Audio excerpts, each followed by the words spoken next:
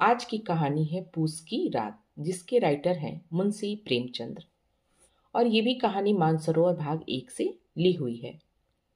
पूस की रात एक गरीब किसान हल्कू की कहानी है, जो कड़ाके की ठंड में कंबल खरीदने के लिए पैसे जमा करता है, लेकिन महाजन सहना के पैसे लौटाने के कारण उसे कंबल नहीं मिल पाता।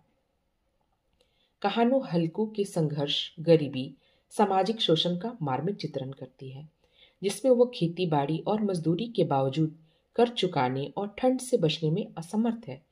यह कहानी का सार ये है कि हल्कू एक गरीब किसान है जो ठंड से बचने के लिए कंबल खरीदना चाहता है, लेकिन जिसके लिए वो पैसे बचा रहा वो महाजन सहना कर्ज के पैसे मांगने आ जाते हैं, तो हल्कू को अपनी जमा पूंजी उसे देनी पड़ती है, जिसके कारण वो कंबल नहीं खरीद पाता।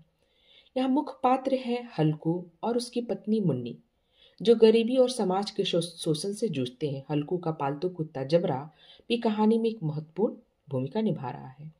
सामाजिक और आर्थिक संघर्ष इस कहानी में दर्शाया गया है।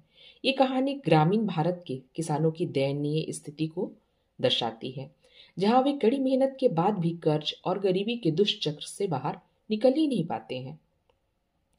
इस कहानी में एक भावनात्मक चित्रण भी है। कहानी में हल्कू के संघर्षों का भावनात्मक चित्रण, जो कड़ाके की ठंड से बिना कंबल के खेत की रखवाली करते हुए कांप रहा है। ये कहानी कृत्रिम और शोषण समाज के विरुद्ध मानव के संघर्ष को दर्शा रही है।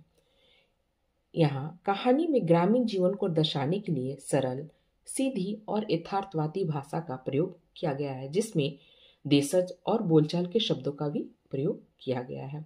इस कहानी का फुल ऑडियो आपको मेरे लॉन्ग वीडियो पर मिलेगा। धन्यवाद।